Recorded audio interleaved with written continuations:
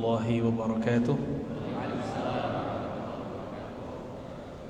Alhamdulillah rabbil alamin, nahmaduhu wa nasta'inuhu wa nastaghfiruh wa na'udzu billahi min shururi anfusina wa min sayyiati a'malina. May yahdihillahu fala mudilla lahu wa may yudlil fala hadiya lahu. Amma ba'du. Allahumma salli wa sallim wa barik ala sayyidina Muhammad wa ala alihi wa ashabihi wa alihi wal mahdi khalifatihi wa sallim. Guru-guru kami, kawan-kawan, sahabat-sahabat yang dimuliakan Allah, semoga dalam ridha Allah Subhanahu wa ta'ala. Tema kita tentang apa tadi? Memetik perbedaan pendapat. Ya. Memetik rahmat dalam perbedaan pendapat. Ya. Barangkali dia di suatu kalimat ikhtilafu kita perlu ikhtilafu ummati rahmah diperdebatkan ulama sebagai hadis. Cuma maknanya benar. Ada tambahan dari Imam Al-Qushairi bahwa ini perkataan dari Abu Yazid Al-Bustami. Tapi ditambah ikhtilafu ulama'i ummati. Kalau yang berbeda itu ulama baru jadi rahmat. Kalau yang beda antum belum tentu. Contoh-contohkan ya. Cuma beda kunun ke kunut udah menonjok. Ada kan kemarin? Masih ada videonya ya. Cuma beda kunut tidak kunut nonjok. Cuma beda masalah sederhana itu bisa ramai. Beda yasinan aja ramai. Berarti enggak rahmat dong. Jadi yang membawa rahmat itu kalau yang berbeda ulama. Ada orang gaya ulama tapi akhlaknya awam. Itu banyak, gaya doang. Jadi ulama itu bukan baju. Ulama itu man alima billah, orang yang kenal Allah Subhanahu wa ta'ala. Kalau dia kenal Allah, maka itulah yang disebut ulama. Innama yakhsyallaha min ibadihil ulama. Surat Fatir ayat 28. Hanyalah yang takut kepada Allah itu ulama, yaitu yang kenal Allah Subhanahu wa ta'ala. Allah banyak nama enggak?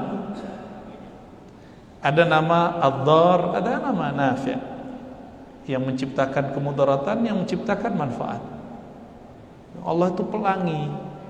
Sifat-sifatnya seperti pelangi, banyak warna. Tiba-tiba ada orang sekarang ngaku bertuhan kepada Allah tapi memaksakan satu warna. Mari kita lihat kisah-kisah di zaman Rasulullah sallallahu alaihi wasallam. Di zaman beliau mengirim diplomat-diplomat ulung yang cerdas-cerdas ke kaum Yahudi. Namanya Huyai bin Akhtab, hadis Bukhari dan Muslim. Dikirimlah ke sana. Lalu beliau kasih kalam, la yusalliyanna ahadukumul asra illa fi Bani Quraizah. Jangan kamu salat asar kecuali setelah sampai di Bani Quraizah. Itu terjemahan pertama. Terjemahan kedua ketemu ntar di tengah jalan. Diplomat-diplomat ini jalan. Sampai di tengah jalan, matahari mau terbenam, asar mau hilang, mau habis. Maka ada sekelompok orang berinisiatif, ayo kita sholat asar dulu di sini, karena waktu mau habis. Apa kata kelompok kedua? Lah, tidak boleh. Nabi bersabda, la yusalliyanna ahadukumul asra illa fi Bani Quraizah. Jangan kamu sholat asar kecuali di Bani Quraizah. Di hadis lain zuhur. Nah, yang sahih ini asar, ya. Jalan, matahari belum terbenam. Sekelompok kedua sholatnya setelah sampai di Bani Quraizah, tapi asar sudah habis, maghrib sudah mendekati isya.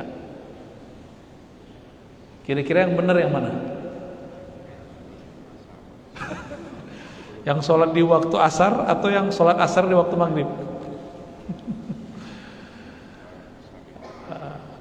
Besok pagi mereka OU dengan Huyai bin Akhtab. Jadi awal-awal Islam dibolehkan bekerja sama dengan non-muslim dengan syarat mereka tidak menyerang agama dan tidak mengusir kita dari negeri, sesuai surat Mumtahanah ayat 8 dan 9. Pulanglah mereka, kelompok yang sholat asarnya di waktu maghrib lapor kepada Rasulullah. Apa kata mereka? Ya Rasulullah, ini sekelompok orang yang ikut dengan kami, yang engkau perintahkan bersama kami, mereka melanggar sunnah.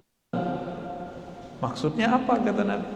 Mereka sholat asar di tengah jalan wahai Rasulullah, sedangkan kami sholat asar di Quraidah. Ya, apa kata Nabi? Asabtat sunnah, kamu dapat sunnah. Ditanya sama kelompok yang sholat di tengah jalan, benar kamu sholat asar. Disitulah terjadi dialog sebenarnya yang di hadis tidak disebutkan secara detail. Maksudnya gini, kenapa kamu sholat asar di tengah jalan? Mereka mengatakan, wahai Rasulullah, kami memahami buru-burulah engkau ke Bani Quraidah sehingga sempat sholat asar di sana. Kalau nggak sempat ya kami sholat asar di jalan. Jadi maksud kami, pemahaman kami, engkau berkata bersegeralah. Sedangkan kelompok kedua memahami mesti sholat di Bani Quraidah. Apa kata Nabi? Asabta, kamu benar. Yang pertama asabta sunnah, kelompok yang sholat maghrib, sholat asar di waktu maghrib, asabta sunnah. Yang kedua asabta, artinya sama. Kamu benar sesuai dengan teks sunnah. Yang kedua, kamu benar sesuai pemahamanmu. Maka ada yang disebut benar shawab, ada benar al-haq, itu beda. Jadi ada dua karakter kebenaran. Al-haq milik Allah mutlak, suci, ingkar kepadanya, beda dengannya kufur. Tapi ada yang disebut shawab. Apa arti shawab? Shawab itu usaha mendekati al-haq. Maka semua usaha mendekati al-haq disebut shawab, meskipun keliru. Asabta, itu kata Nabi sallallahu alaihi wasallam. Maka Nabi gak bilang asabta al-haq, enggak. Nabi cuma bilang asabta sunnah, asabta. Sekarang muncul orang merasa dirinya al-haq, maka beda sama dia, beda dengan al-haq. Ini kesombongan, gak boleh.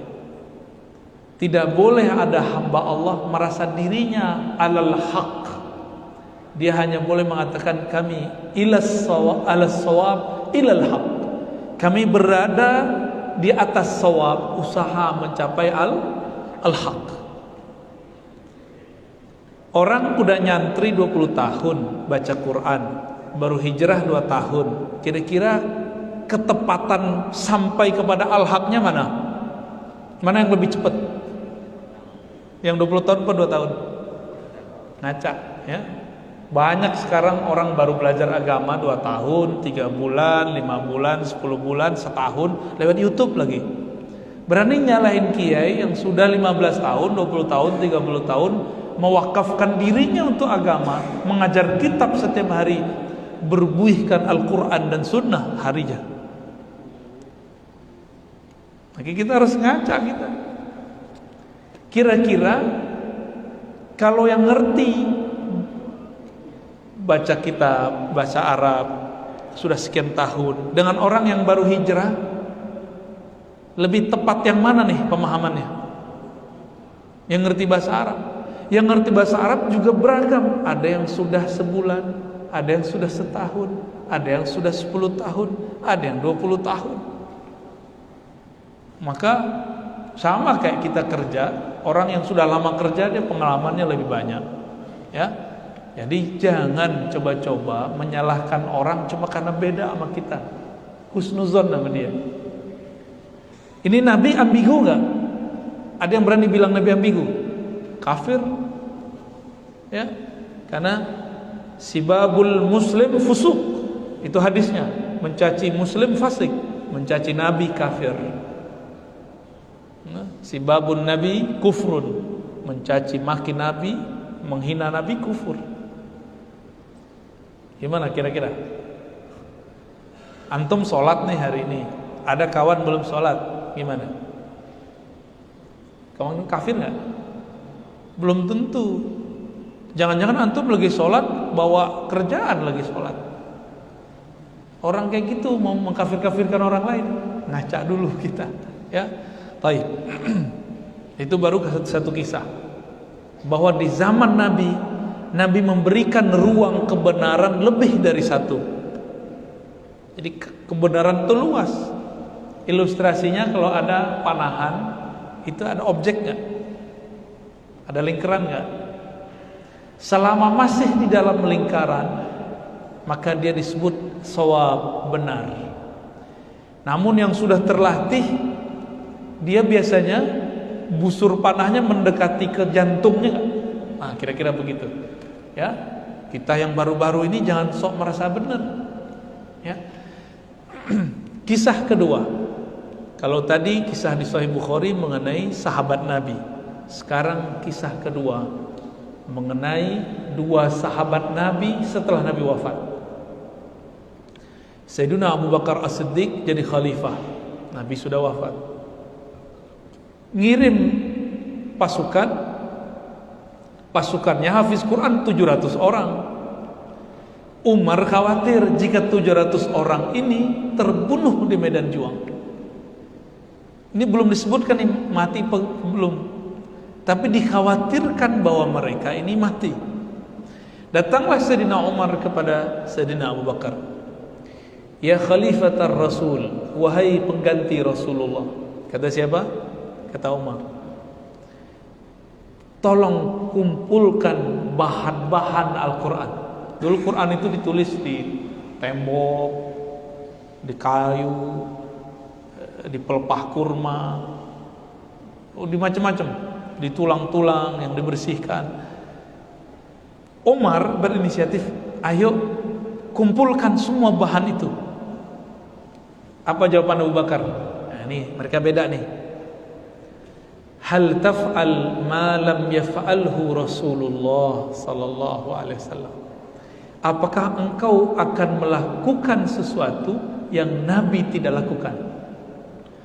Berarti ada dua mazhab mengenai bid'ah. Abu Bakar mengatakan bid'ah itu yang Nabi tidak buat. Umar, bid'ah bukan itu. Sesuatu yang tidak ada maslahat, kemaslahatan, itu bid'ah. Beda ya? Kalau ada maslahat, tidak bid'ah. Debatlah mereka panjang. Awalnya Abu Bakar masih menang, tapi lama-lama Umar mengatakan, wahai Khalifatul Rasul, kita sudah tua. Itu yang pergi perang muda-muda. Kalau mereka mati, 700 orang penghafal Quran habis. Terus gimana? Makanya saya usulkan, kalau kita mati, yang di sono mati, masih ada bahan-bahan Al-Quran. Akhirnya Abu Bakar mengatakan, syarahallahu sadri, lalu Allah melapangkan dadaku. Ini kata kunci. Selevel Abu Bakar mau merevisi pemahamannya, dan orang-orang yang mau merevisi pemahamannya, itulah orang-orang yang dilapangkan dadanya. Jadi kalau orang-orang tuh gak mau menerima perbedaan, dia sudah di luar sunnah Nabi dan sunnah Khalifah Rasyidin. Nabi mengatakan, may ya'ish minkum min ba'di, yang hidup setelahku, fasayara ikhtilafan katsira, dia akan melihat perselisihan yang banyak. Alaikum bisunnati, ikuti sunnahku, ajaranku. Tapi yang kedua nih, wa sunnati khulafair rasyidin al-mahdiyyin min ba'di, sunnah, ajaran, sikap, kedewasaan para khalifah rasyidin setelahku. Ini kita berguru kepada mereka, belajar dari mereka. Abu Bakar, Umar berbeda, dan mereka tidak jontok-jontokan, diskusi. Ini tips, kalau kita berbeda, bangunlah diskusi, bangunlah komunikasi. Yang tadinya kita mengharam-haramkan, melarang-larang, siapa tahu Allah bukakan kalbu kita. Ya, selevel Abu Bakar mau revisi, kita mau revisi nggak? Atau jangan-jangan antum lebih benar dari Abu Bakar As-Siddiq radhiyallahu taala anhu? Itu. Nah, sekarang kalau orang ditanya apa itu bid'ah, apa bid'ah itu, Pak Rizal? Benar Pak Rizal namanya? Suatu yang baru. Lah antum bid'ah dong. Baru kan gak di zaman Nabi kan?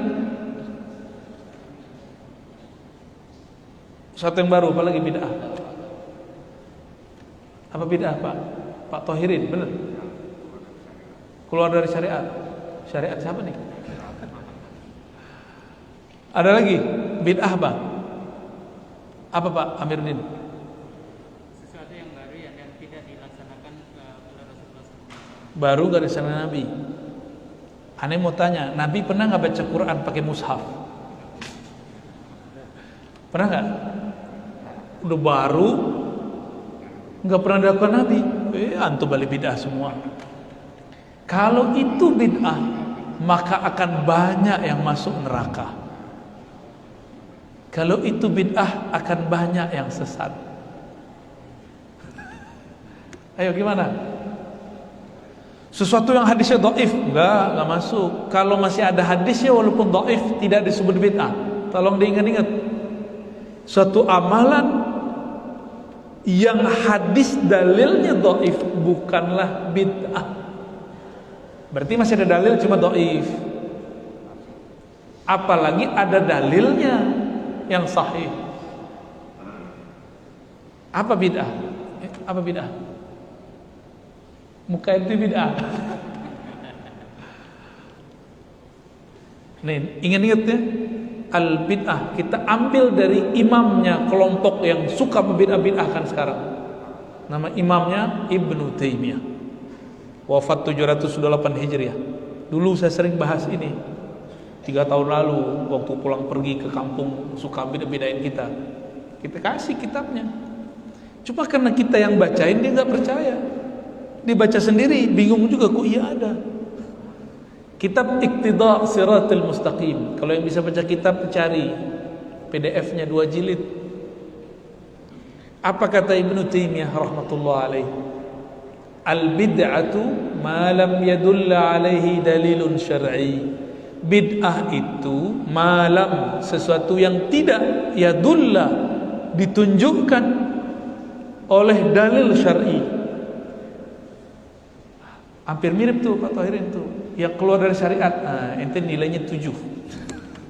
Ya. Sesuatu yang tidak ada dalil syar'i. Sekarang kita nanya, dalil syar'i itu apa? 1, Quran. 2, hadis atau sunnah ya. 3, ijma. 4, qiyas. Qiyas aja udah panjang. 5, ini 4 nih. 4 disepakati. Ada lagi 5, maslahat. Awal BPJS keluar, banyak gak kiai anti? Bener. Pas kiainya sakit pakai BPJS, direvisi lagi fatwanya. Dulu pakai celanaan makruh kata ulama kita dulu. Pakai dasi. Ada hari pakai dasi, Pak? Enggak ada ya? Lidahnya panjang tuh. Dulu awal-awal pakai dasi itu muncul di negeri ini difatwakan haram oleh ulama, tapi lama-lama tidak. Yang haram itu nutup aurat, buka aurat. Ya. Bukan berarti sama bentuk modelnya haram kan? Dulu zaman-zaman tahun 90-an pakai batik sholat, diulang lagi sholat Jumat. Bentar pagi. Ya, saya masih ingat guru saya, kalau ada yang ngimamin pakai batik, dia ulang lagi sholatnya. Pakai batik doang, Pak. Emang di Arab kan bajunya itu aja, putih. Baju perempuan 3, hitam. Ya. Benar ya?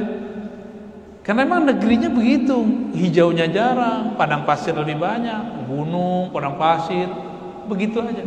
Negeri kita banyak warna, maka itu mempengaruhi budaya berpakaian. Oke, kembali. Jadi bid'ah itu yang tidak ada dalil syariatnya. Dalil syariat tadi udah berapa? Quran, sunnah, ijma, qiyas. Ada lagi tadi maslahat.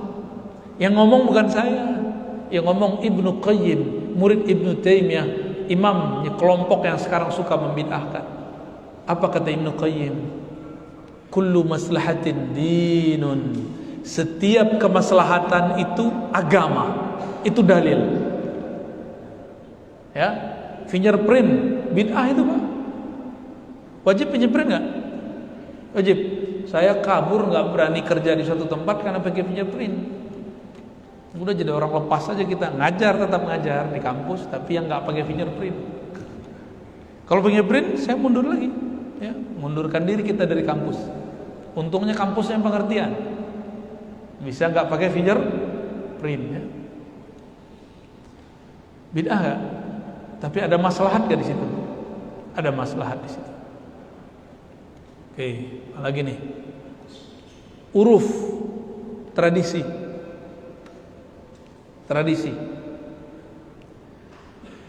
Tradisinya orang Arab sholat pakai sarung atau pakai celana di zaman Nabi?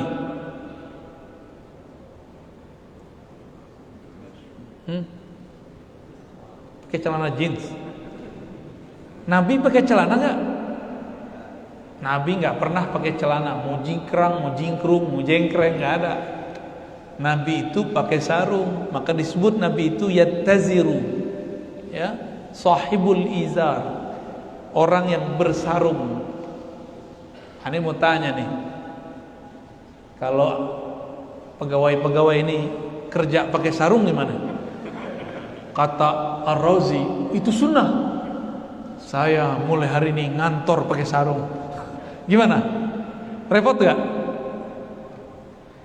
Sarung itu pakaian Nabi, tapi bobot syariatnya bukan di model sarungnya, tapi nutup auratnya. Maka yang disebut syariat berpakaian bukan model. Kalau ngikutin model Anda kuat. Baju Nabi itu bagi dua, atas bawah. Terus Nabi pakai jubah luar, jubah kayak habaib tuh, ya.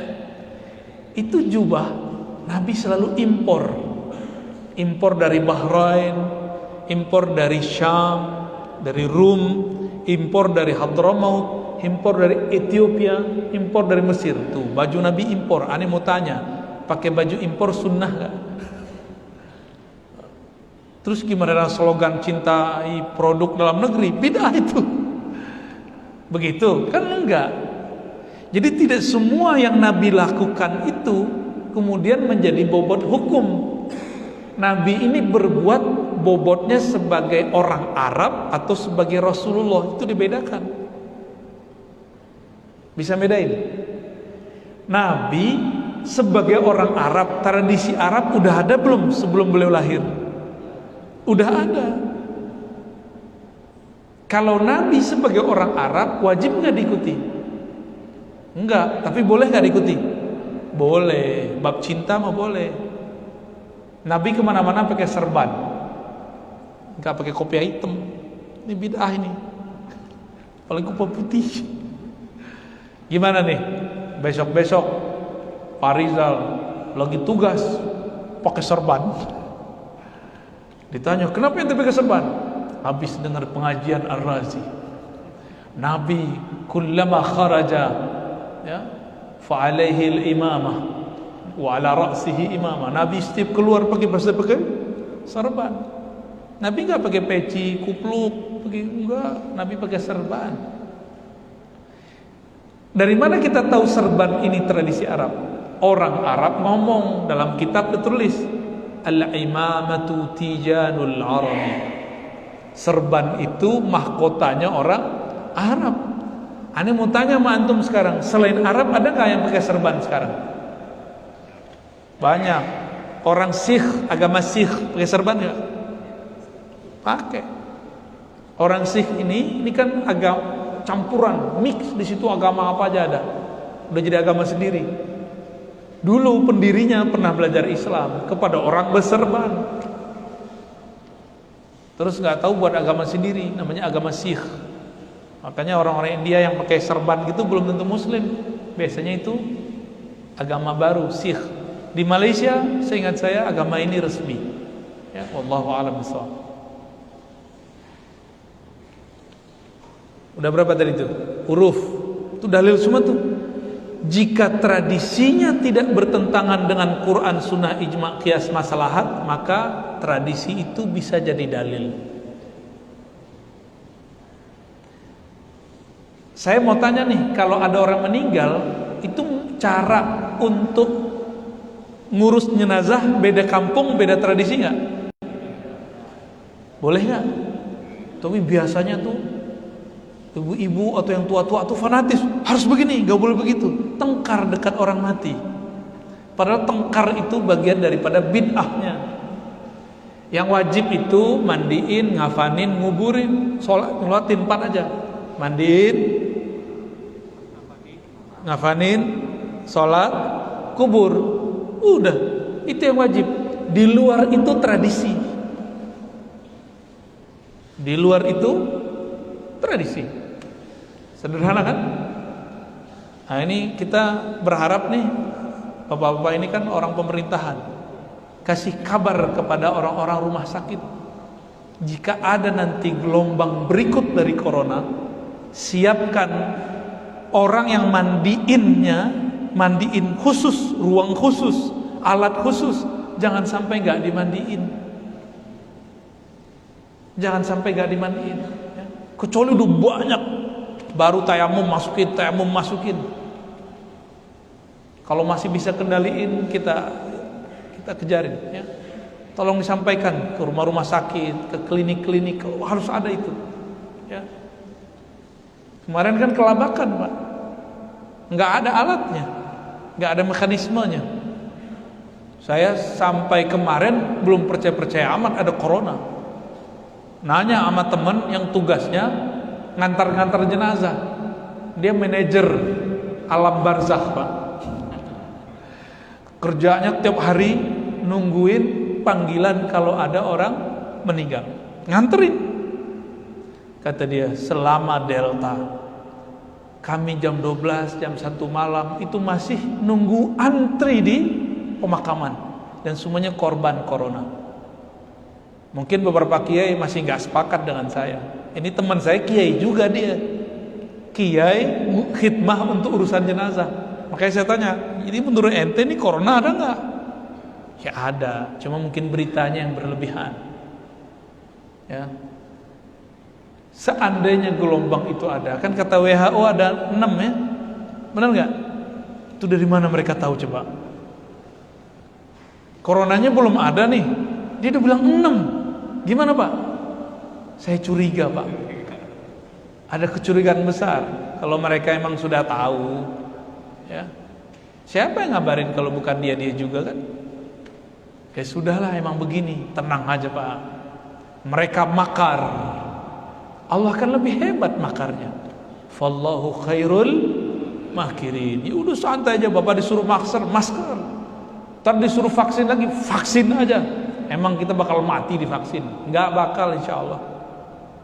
Nggak suka divaksin, yaudah habis itu suntik bekam aja kan, keluar lagi gitu.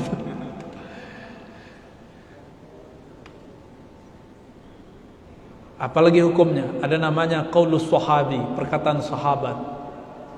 Ada amal ahli Madinah, ada syar'u man qablana syar'u. Banyak dalil itu. Selama masih ada dalilnya, meskipun diperdebatkan, dia bukan bid'ah.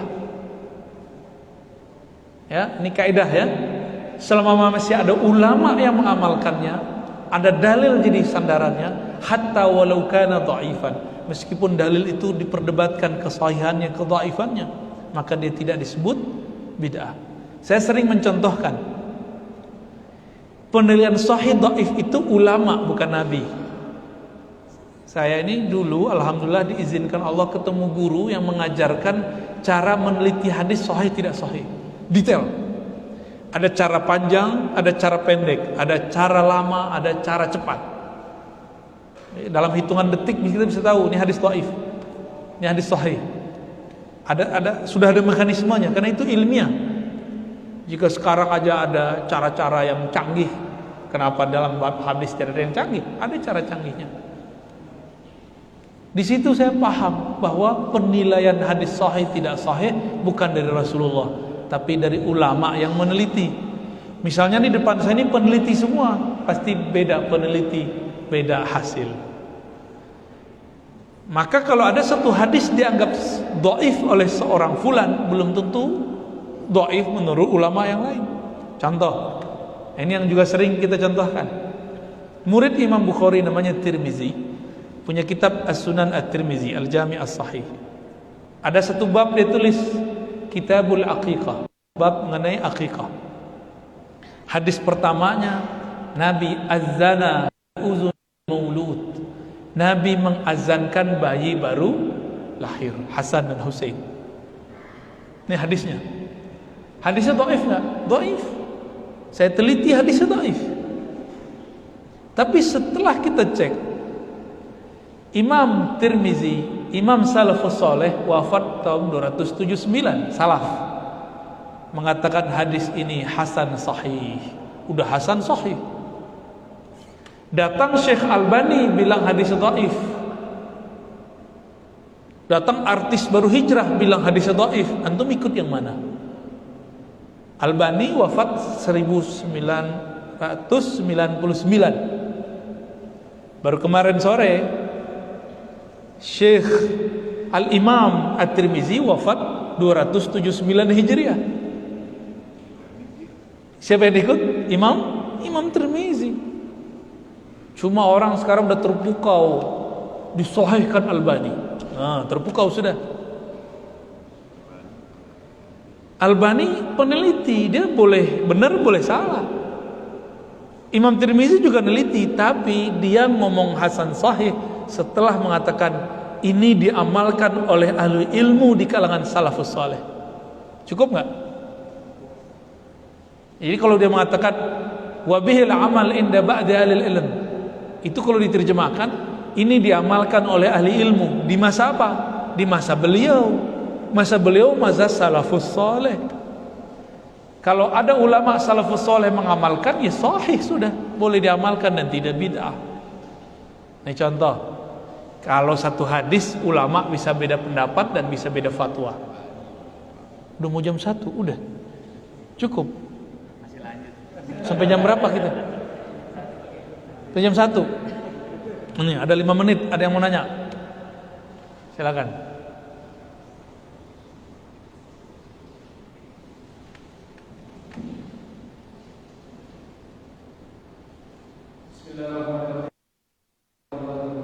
Assalamualaikum.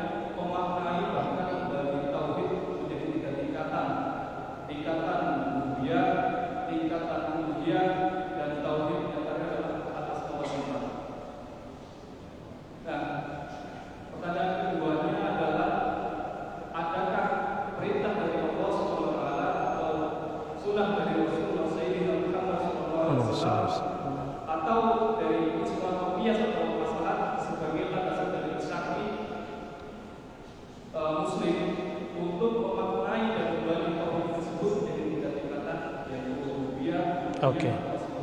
Baik. Assalamualaikum warahmatullahi wabarakatuh. Baik, Pak Hanif ya? Bener? Udah ustadz juga nih kayaknya nih. Pembagian tauhid uluhiyah rububiyah asma wa sifat tidak pernah ada di masa Rasulullah. Tidak pernah ada di masa sahabat, masa tabi'in, tabi'ut tabi'in. Baru ada di zaman Ibnu Battah. Itu setelah zaman salaf. Itu pun bukan 3 versi Ibnu Taimiyah, 3 versi dia beda. Dan itu pembagian bukan dari Allah, tapi dari ulama namanya Ibnu Battah. Dia punya kitab juga Al-Ibanah. Ya. Dan bukan salafus saleh.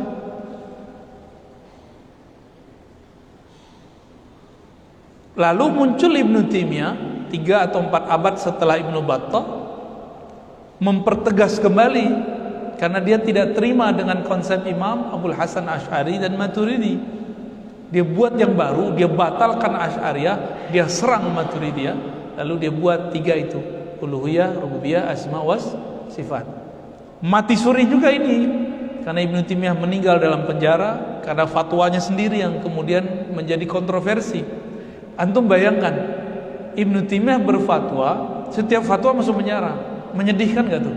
Sangat menyedihkan hidup beliau. Ya, maka kita sayang sebenarnya, rahimahullah. Tapi ya akibat fatwa dia juga. Ulama 4 mazhab nyidang dia. Kira-kira ulama 4 mazhab ini waras atau enggak? Ya waras. Berarti ada masalah dalam fatwa Ibnu Taimiyah. Ini yang dikatakan oleh guru saya Syekh Hasan itu. Kamu mikir-mikir, apakah ini ulama ini waras atau enggak? Waras mereka. Ada masalah dalam fatwa Ibnu Taimiyah itu. Dan itu terbukti sampai sekarang. Akhirnya dihidupkan lagi oleh Muhammad bin Abdul Wahab. Secara otodidak dia kembangkan itu. Sekarang berubah, muncul Said Qutb. Dia ganti nomor 3-nya dengan tauhid mulkiyah atau hukmiyah atau hakimiyah, tauhid pemerintahan, tauhid kekuasaan. Inilah cikal bakal munculnya gerakan-gerakan ekstremis.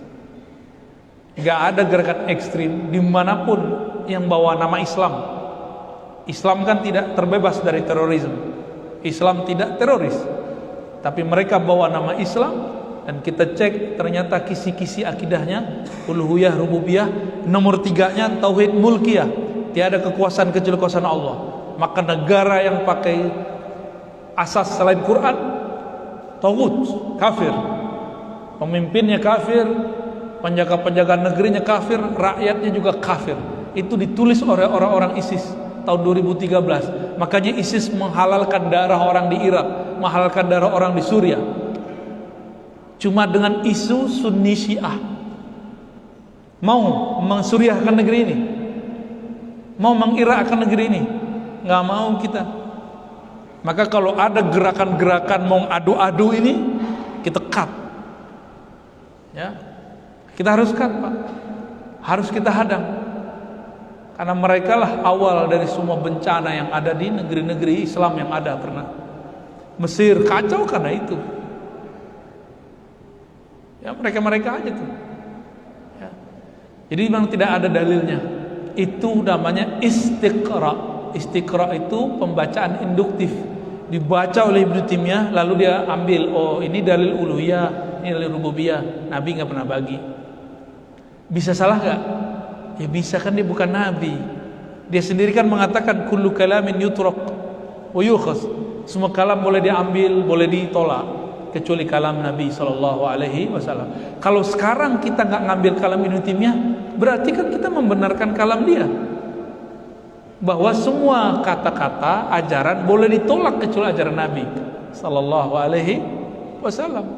Jadi gitu Pak Hanif, ya gampang aja. Kalau ada orang ngotot harus pakai uluhiyah rububiyah sama sifat, bagi kita nggak masalah kok. Antum pakai uluhiyah rububiyah sama sifat, yang penting jangan batalkan sifat 20. Ini dia pakai itu untuk membatalkan sifat 20. Dia pakai itu untuk mensyirikkan tawassul. Dia pakai itu untuk mengkufurkan orang maulid.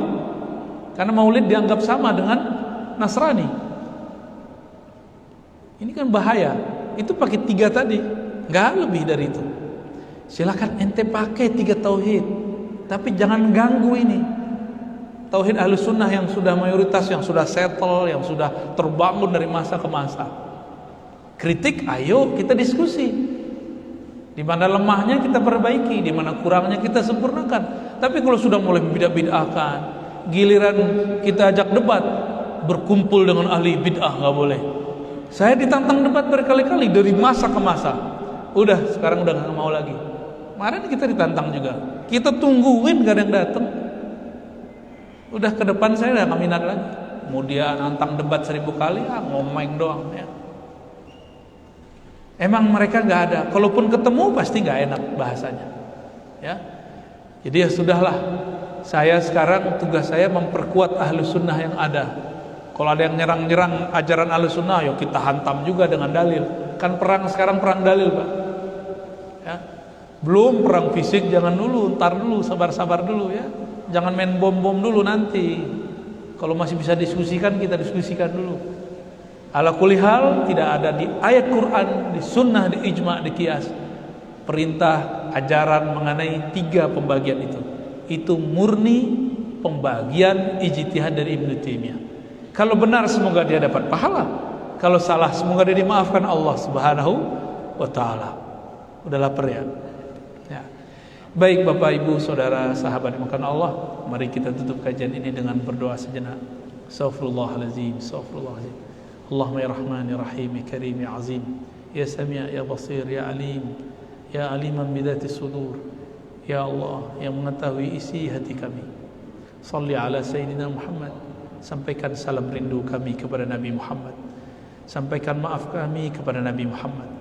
Allahumma ya man huwa az-zahir ya man huwa batin, yang maha zahir yang maha batin, Engkau maha mengerti siapa kami, dari mana kami, mau kemana kami.